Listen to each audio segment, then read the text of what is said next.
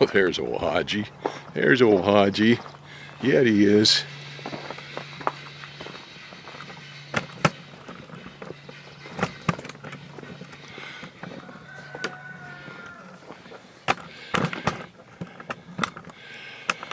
Well, I got a new problem now. I've got this dump trailer, and that thing has been handier than pockets in pants. We've hauled a lot of rock in it, logs, the equipment, all kinds of things. But I want to try to use it here this spring, and I couldn't get it to move up and down.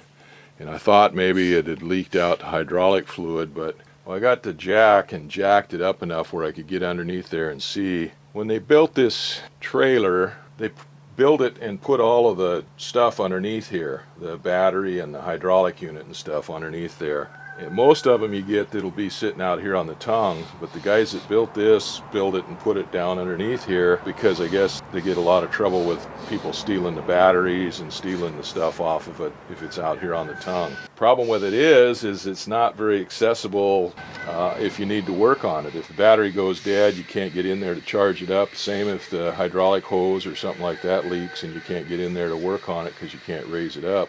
Well, anyway, I opened it up to see what was wrong with it. All this stuff is mounted on a piece of channel iron, and it's pretty thin channel iron. It's a wide 7 inches or so, yeah, 7 or 8 inches wide channel iron, but it's pretty thin. But I don't know what happened. We must have got too much weight on the tail end of this or something, and it pulled up. But anyway, this channel iron is bent way back, and it's canted up at a big slope.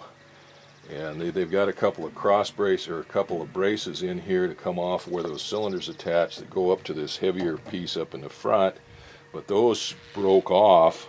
They've been broke for a long time. So that thing's bent up at a pretty good angle, so I've got to do something to straighten that out, and I haven't decided exactly what I'm going to do yet. We got in there, figured out what was wrong, so we dropped the trailer back there, the bed back down, and knocked the pins out of the hydraulic cylinders, and then I was able to lift the bed up, the box up, and get underneath it to work and see underneath it to work. So my original thought was I was going to cut all this out and weld in new ones, but I'm thinking now I may come along and see if I can pull this. I have to cut these braces out here, and I'm going to come along and see if I can straighten that beam out there, straighten everything out before I try to cut that out of there. If I can straighten it out and then put a doubler on it, I've got some steel in there, some channel iron that I can weld in there and maybe double that up and box that in and strengthen that out a little bit and then put some new trusses in here.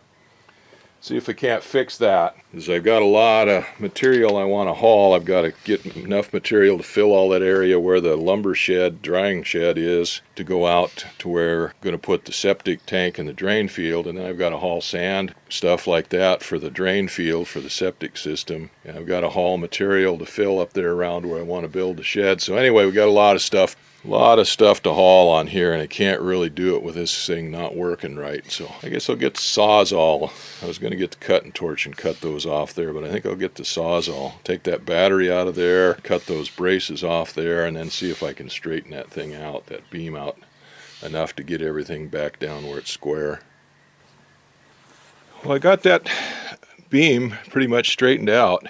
I got a angle grinder, and I was going to try to grind those welds out and clean those up on those corners so that when I pull this in, it's going to squeeze in tight and there wouldn't be anything there to interfere with it. But I couldn't get it with the angle grinder, so I wound up getting the torch, and I took and cleaned that out with the torch, and I took the torch and blew off those stubs that were left over on those braces in there. Now, my original thought on this was to cut this out, this beam out, and replace it. But I got to looking at it, and it's fairly complicated. You've got these lugs in here, these attachments welded on there that those cylinders weld onto, and those have to be placed in the right spot and everything. I'd have to grind them off of here and weld them onto the new one.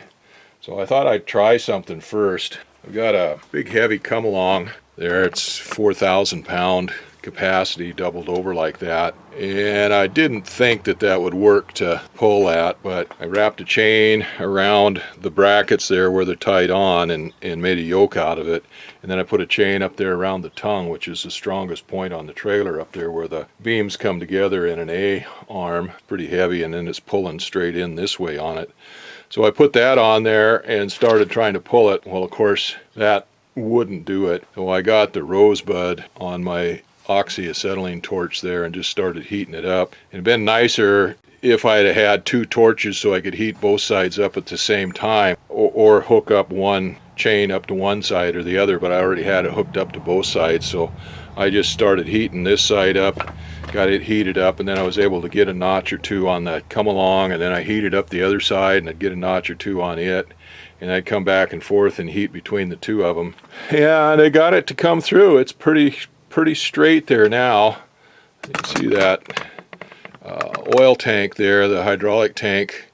When we started out, that hydraulic fluid was at an angle almost halfway up the flat up there on the top to where the filler is on it. So it's just about level now, and considering that plate that everything is on got bent a little bit and is tipped up a little bit, that's pretty darn good. So we'll let this all cool off so there's no spring in it, so it cools off with tension on it like that, and hopefully it'll stay straight. And then I'm going to figure out how to double that up. I think I'll get another piece of channel iron, put in opposite, and kind of box that channel iron piece there in, and then run some braces from that. So we've got to have a brace down low where that cylinder hooks up there on the bottom side of that, some straps or something to come around there to keep that from tipping like it did. So there's some work to do on it, but I got it straightened out. I'm happy with that. I got that beam going across there fairly well straightened out. I thought I had it fairly well straightened out, and then when I released the come along on it, it still had enough spring in it that it pulled back a little bit and twisted back up a little bit. So I set everything back up again, got the torch out, heated it up again, and pulled it tight, and I got a little bit more on it on the come along. I can't really pull any harder than that on it. I'm already bending the handle on that come along. And that's a 4,000 pound rated come along. I busted a couple of those already in the past doing logs and stuff with the sawmill when I was chainsaw milling. Well, I don't want to bust that one. Anyway, that's about as far as I can get that to go. That's almost perfectly level now, but I think I'm going to leave it hooked up to the come along. Then I'll weld up that corner, both corners where I cut the welds out on them, and then I got this piece of channel to weld in there. Measured this piece out, and it's 7 inches, and this piece is 6 inches wide, which will just slip inside of that piece there, and then I can weld them together. This is a piece of cutoff that was left over from my porch project, my porch deck there. It's got a bend in it here in the middle. I could try to take that out, but it doesn't really matter that much. I just leave it in there and slide it in and weld it up. And actually, with this in there boxed in, that's going to more than double the strength of the two of them together because of the shape of this. It'll be boxed in and everything, and this is a little thicker metal than that beam that's there, except for the fact that it's not going to reach all the way down there to the end, because the open side of this beam here is on this A-frame. I had to cut this piece here shorter than the distance that I want to span between here and there, because it's got to fit in here to slide up in there, so it's going to leave a gap of about 2 inches on each side of it there. It'd be better if it came all the way out to this boxed beam here and welded into it, but it's not going to do that. It's still going to help. It's not going to be perfect, but it's still going to help.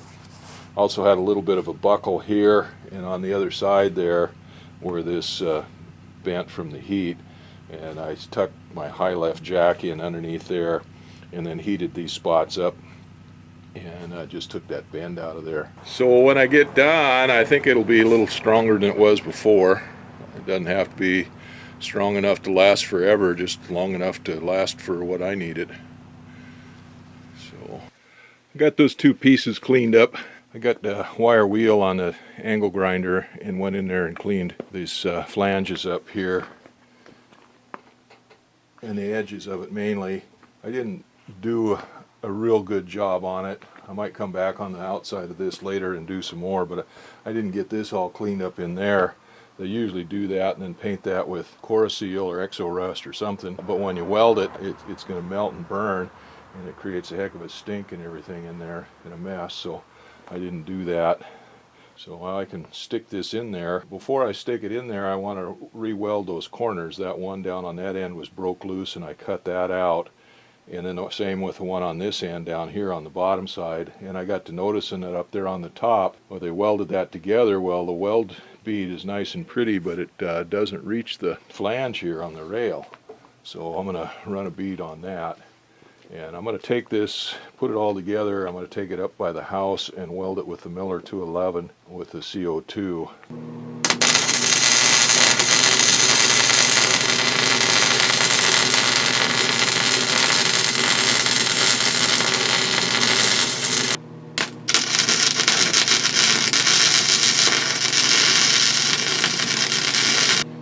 As much as I'm going to do on this. Just get those tacked on there. There's a heck of a gap to fill in there on this top side and probably on the bottom side in places. That thing is twisted as well as bent. We've got it in there. So it's tacked in now.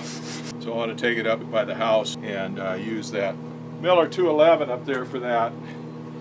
Like I said, I got a lot of fill, a gap to fill in there. Been working on that dump trailer, and I got that cross beam cleaned up and a doubler put in there and just tack welded in place. I need to move that trailer up by the house where I can get the 220 outlet up there and closer to it and get that Miller 211 out to weld on it to finish it up. So I've got to move it from where it's at here up to the house. I'm going to use this little excavator. That's what I used to use before I got the skid steer. So I'll use it to move that up there with. I'll go see what I can do about getting that trailer moved.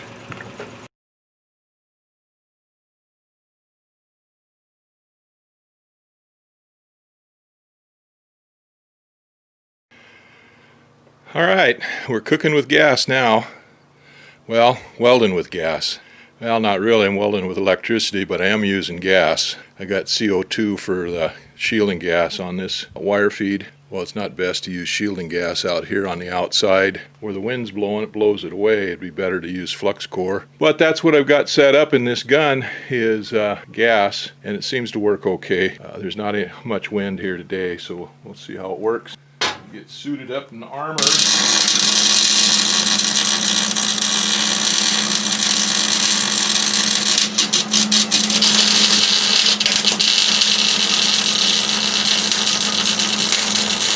That's not much fun to do down there. Gotta lay down there and hold my helmet on and look at everything cockeyed. But I got some spots on there, some tack.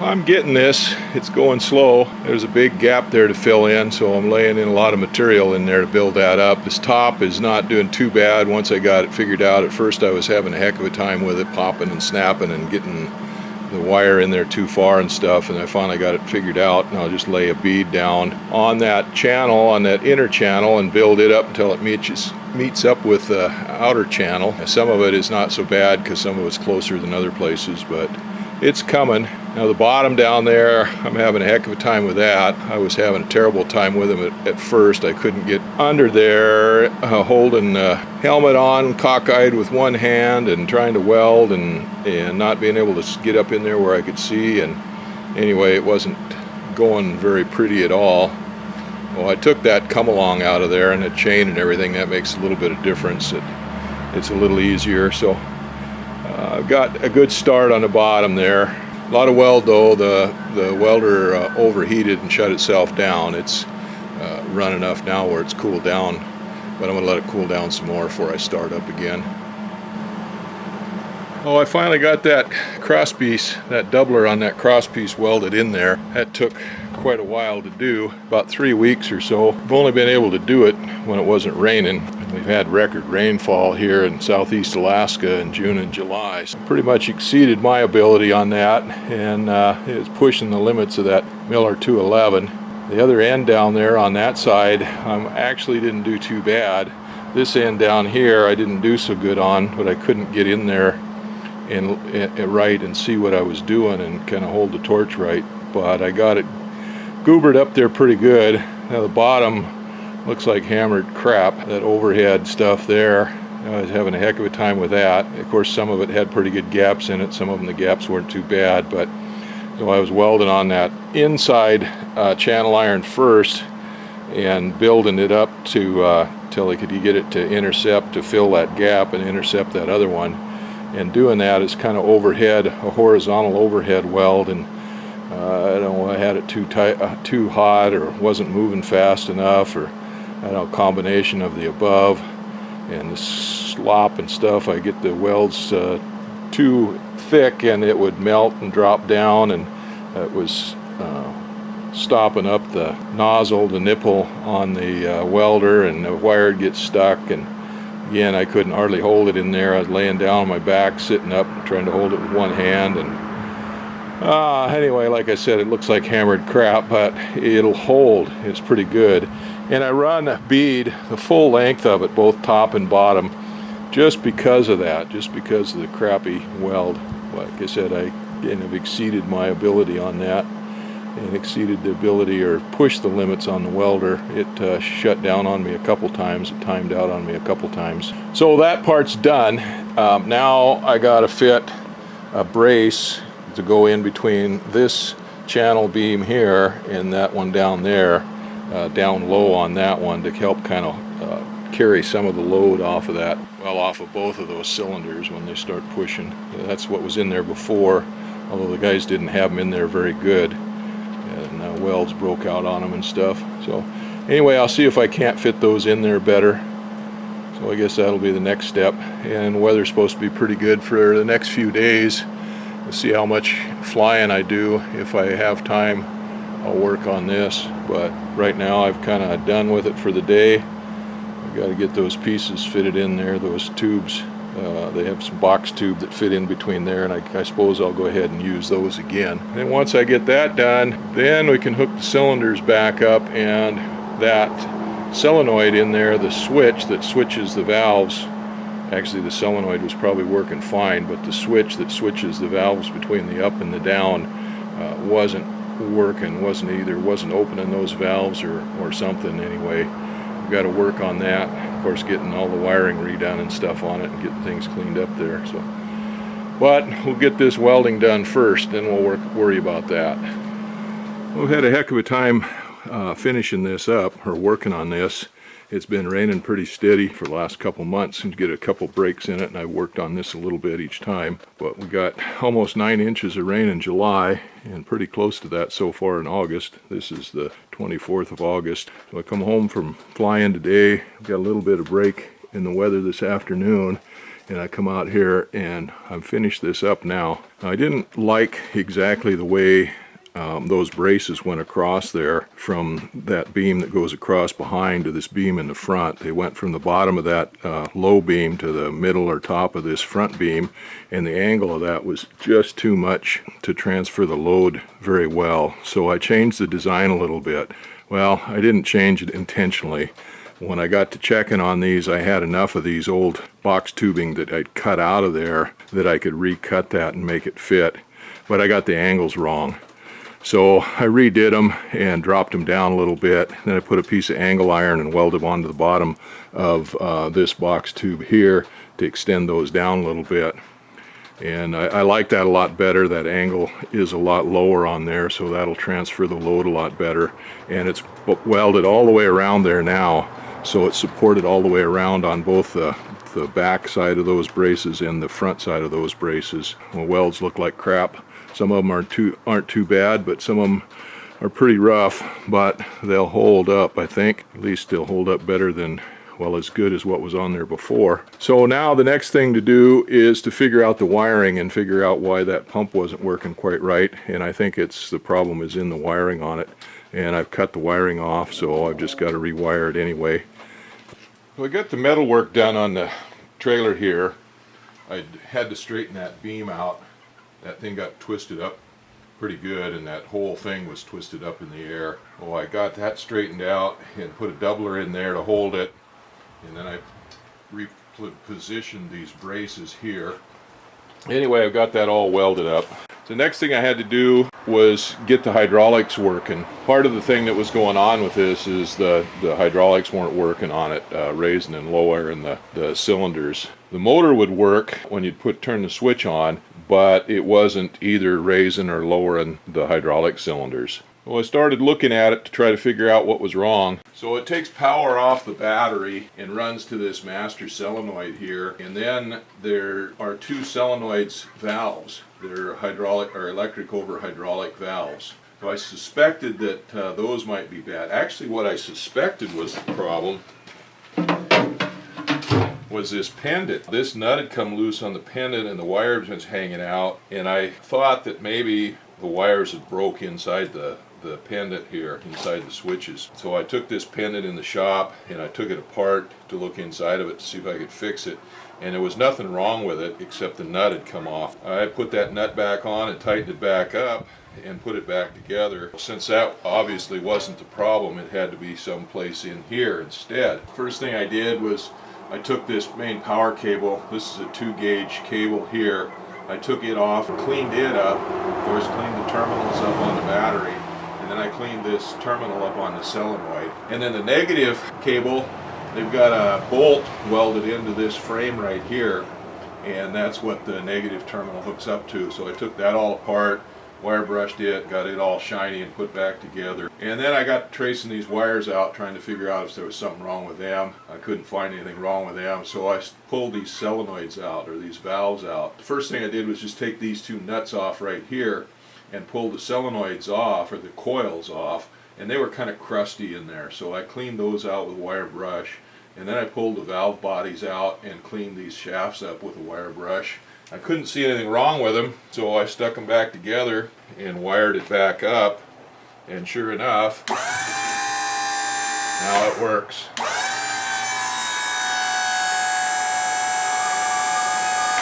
So now what I got to do is hook those cylinders back up to the dump body here. Those have pins in them at the end of those cylinders that go through the yokes on the end there. I've taken those pins and polished them up. They were pretty crusty. I'm going to get some wire brushes and clean out the eyes on that yoke on both ends, the socket up here where it attaches and down on the cylinder itself. I'll clean those out so it's easier to get that pin in and out. Then I'm going to go ahead and make a drift pin for those, or a bullet. Very similar to what I did on the airplane. I'll take those pins are 1-inch diameter. I'll take a piece of 1-inch steel stock, polish it up, and taper it down to use for a drift or a line-up punch to line those holes up. It's been a while since I've done anything in here on the lathe. Been busy with other things. I want to turn drift pin for putting these pins in to help these pins going a little bit easier in the dump trailer, in the yokes of the hydraulic cylinders, the rams. So I've got a piece of 1-inch round stock there set up in the lathe. And I've got my compound set to about 15-16 degrees. It's not critical. This is not anything that has to fit anything. All I'm doing is going to turn a taper on this slug here so that it'll slide in, drive in the holes on the yoke and through the socket and get them to line up. Now if I had a taper turning attachment, I could just go ahead and turn it on and run the carriage, but since I don't, I've got to use the compound and do it by hand. So anyway, here we go.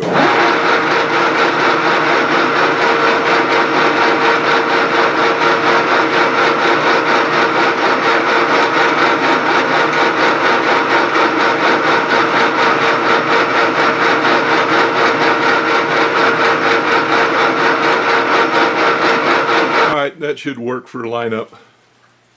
Well, I got the rams all hooked up on the dump trailer now. That went easier than I expected.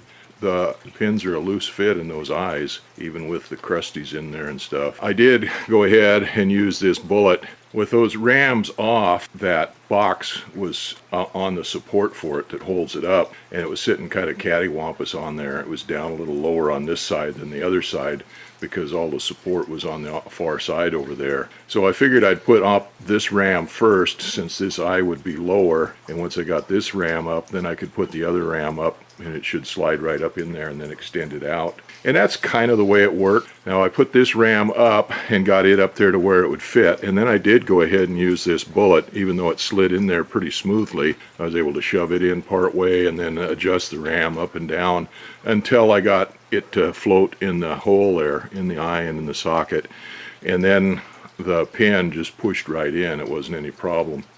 The one on the other side, everything was a little bit tighter on it. I wound up getting it set up and put the bullet in there and then lined it up to where it was, it didn't quite free flow in there like it did on this one. It didn't loosely fit in there, but it was just a light drive fit. I just had to tap it with a hammer a little bit, get it to go in, and then I followed the pin in behind it, and so everything worked just the way it was supposed to. So that works the way it's supposed to now. Goes up. I'm not going to take it all the way up, because if I go up any farther, then that support will fall out of there, and I'm just going to leave it up, so because it's raining, it's heavy rain right now, and leave the trailer up so the water flows out of it. Anyway, that works the way it's supposed to. Now I do have new tires for it. These tires are turned to skins here, but they're still good. They don't need anything for traction on them. I just got one of the old tires that came on the trailer on the other side. These are E-rated tires or G-rated tires here, so they're heavier duty, and the one on the other side that came on it, they're only, I think, 8-ply or something like that, so they're not as heavy duty.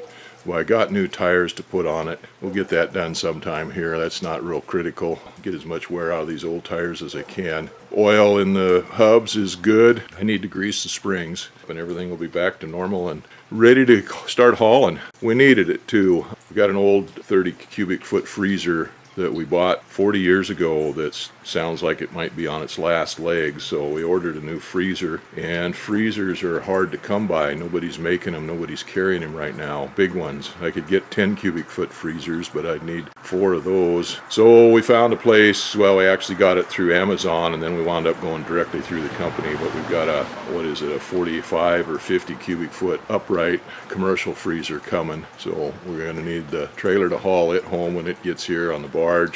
And then my wife has got another chicken food order coming, so we'll need the trailer to haul the chicken food home when he gets here. So anyway, it's back on the road again, and just in time.